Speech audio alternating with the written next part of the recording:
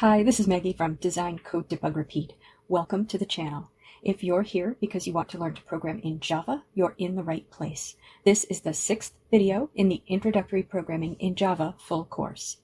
After an overview of an input processing output program in Java in video 2, we dug into numeric and text data types, variables, and assignment statements in videos 3 and 4, and then looked at the scanner class for input in detail in video 5.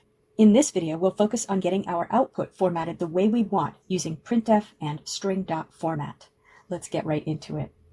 We will continue to work with our player stats program from the last video, but I've added a few more variables so I can illustrate different ways of formatting output, and instead of obtaining values from the user, I've just hard-coded values in. Hardcode is a way of saying I've assigned literal values to my variables. This is so we can focus on the formatting. This version is called Stats Sheet Formatted. Notice I've added the int variables strength bonus, wisdom bonus, and charisma bonus. You might call these saving throws, call them whatever you like. And I've added a double variable wealth and a char variable currency symbol, which is going to be a $sign. At the bottom, I'm printing all of the variables. I print the name, and then I have the 3 attributes and their bonuses each on a single line, so strength 17, bonus 2, and then the wealth with the currency symbol in front of it. For the purposes of our formatting exercise, let's imagine we want a table of attributes and bonuses, all neatly aligned. And let's imagine, because the wealth is in dollars, we want it formatted to 2 decimal places. To format that, we're going to use system.out.printf instead of system.out.println. System.out.printf takes as a first argument a string with format specifiers embedded within it. The format specifiers are placeholders where data will be substituted in. So subsequent arguments are the data that's going to be substituted in. The data that's going to be substituted in can be literal values, variables, or more complicated expressions. Let's look at a simple example. I'm going to write a new print statement that will be a printf. I'll write system.out.printf, open paren, and now the first argument is my format string. That is text that will be printed out as it is with embedded format specifiers. I'll print you have %f currency, which uses the symbol %c/n. Importantly, printf is like print. There's no automatic line feed. So if you want your string to get printed on one line, you should include a line feed at the end. After the string, I include the values that I want substituted in for the format specifiers. The format specifiers, you might have guessed, begin with a %sign. I've put very simple ones in. %f for a floating point value and %c for a character value. I'll put the values as arguments in the order I want them substituted in. So I'm going to put the wealth variable, so comma wealth, comma currency symbol, close paren, semicolon. And let's run that. Now first, just make sure the output makes sense. The output is you have 132.500000 currency, which uses the symbol $sign. Note where the text is that I typed in the format string and where the values were substituted in. We want the wealth to display with 2 decimal places. It was showing 1 when I used println, and now it's showing 6. The format specifier doesn't just substitute values into the string, it also allows us to format them. I'm going to jump over to the formatter documentation page on Oracle, and I will include a link to this in the description. And we'll look specifically at this section, where it shows the syntax for a format specifier for character and numeric types. This can be very complicated, so just master what I show you here, and then if you need to format a different kind of data, or if you need to format in a different way, check back with the documentation. Format specifiers are their own little language. This line shows us the syntax for a format specifier for character or numeric data. We have the %sign, and then the argument index $sign, then flags, then width, then dot precision, and then conversion. You always include the percent and the conversion. The components that are in square brackets are optional, but if you include any of them, they must be in the order shown here. The first one, argument index $, we won't use. That's if your arguments aren't in the order you want them substituted in. We'll always put our arguments in order for our examples. We'll look at some flags and width in a bit.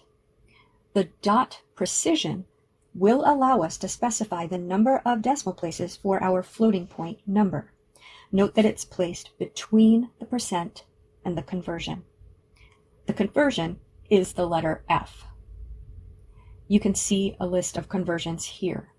C for character, D for integer as a decimal, F for float, and S for string. Let's go back to our code and put precision value of 2 in. So percent 0.2F for a precision of 2 decimal places for our wealth value. Let's run it again. Now it says 132.50 currency. That's going to be one of the most useful format specifiers for you. Just change the 2 to whatever precision you want for the output. One thing I think students have difficulty getting used to is the use of space in a format string. You will put space in the string wherever you want space in the output, and you should not put space in the string if you don't want space in the output, because spaces are characters and they will be part of the resulting string.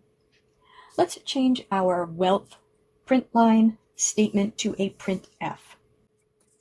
We'll want to put a /n at the end of the string, and I'll change the concatenation operators to commas. Now, if we want the currency symbol right up against the wealth value, that's how we write the format specifiers. So inside the format string, %C, %.2F, no space between them. Let's run that. Now, let's format that wealth string as well. I'll make that the first argument after the format string, and I'll replace that with %S. And I'll remove all spaces, because we're going to see the way to get the spacing we want in a moment. And if we run that, it looks the same except without the space after the colon. Back to the documentation, look at this width part of the specifier. That allows us to specify a minimum number of characters to use for the value being substituted into the format specifier. Let's put a width specifier into our %S. Let's try 10. So %10S. And our output is some spaces, then wealth $132.50. So what happened? Java padded our string wealth : with enough spaces so the minimum width was 10. But it put that padding before the string. If you think of this as a column with the value in it, the value was right aligned or right justified. If we look at flags, which come before the width, notice there's a left justified flag, a minus sign. We'll put that before the 10, again, because flags come before width. And now when we run it, you see that this has given us space after wealth : and before $132.50. What Java is doing is taking our value, wealth, which is 7 characters, and subtracting that from the minimum width of 10 that we've specified, and adding 3 spaces to the end to fill in that 10 character width. If we set a 10 character width for all of our attributes, we'll get a table.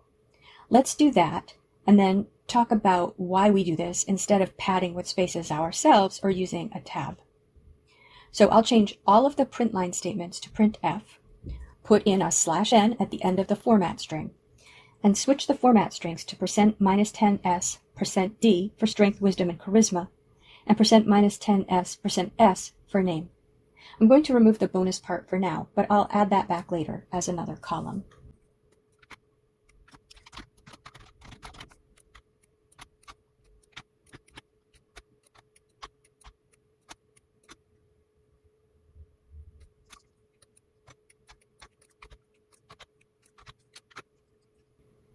Now, when we run that, we get a tidy little table with the attributes on the left and the values on the right, all aligned. Let's talk about why we don't want to put spaces in ourselves or use tabs. We don't want to put spaces in ourselves because that's something the computer should do. If I were putting spaces in, I'd write strength, space, space, space, and then for charisma, that's 1, 2, 3, 4, 5, 6, 7, 8, 9 characters, so 1 space after that. Wisdom is 7 characters, so that would be 3 spaces. So I'd figure it out and do the typing. If we're substituting a variable in, especially, we won't know what value is stored in the variable and how many spaces its value will take up, so we can't do it. But even if we're substituting in literal strings, it's first of all easier for the computer to do it correctly than for us to do it. Second, it clearly communicates the structure of the table if we put a 10 in there. And third, if we decide to change that to 12, for example, we just change the 10s to 12s. We don't have to go in and manually type a bunch of spaces. And why don't we use tabs? We could put /t in our strings and not have to deal with the confusing formatting strings. Tabs are useful if you're creating a tab-delimited file of data. That means a file in which tabs separate data elements. But they're not good for formatting data for the console because you won't know where the tab stops are set on somebody else's system.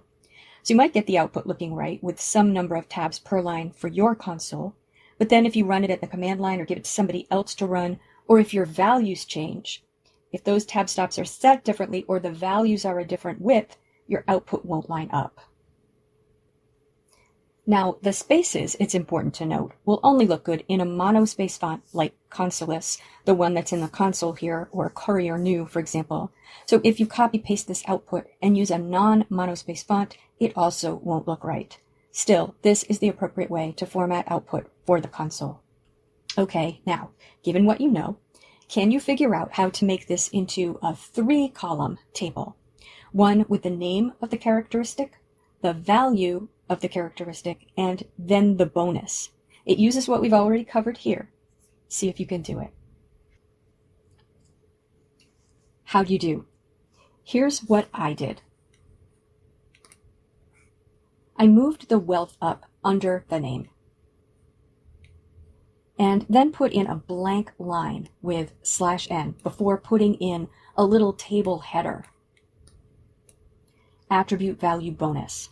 I made the attribute and value columns both 10, and that is the same formatting we saw before, %-10s for the first 2 columns, and we don't need to specify a width for the third. And then I did something similar for the strength, wisdom, and charisma rows. %-10s, as we had before, then %-10d for the value, and then another %d for the bonus value. Now, suppose I want that bonus to always say plus or minus before the bonus. If we go back to the documentation and look at the flags, notice there's a plus flag, and the description says the result will always include a sign. The flags are definitely worth reading through and playing around with. Let's put a plus in before the bonus D in the format specifiers. And when I run that, now I see +2, +0, +1. Well, eventually we might want to learn how to get rid of that +0, which is kind of weird, but for now, that looks pretty good. So you've seen how to get some control over your output, including formatting your floating point numbers to a certain number of decimal places and creating a table of output. Now, just one other thing. Suppose you want to store a formatted string, but not print it. Maybe you need to store it for later display.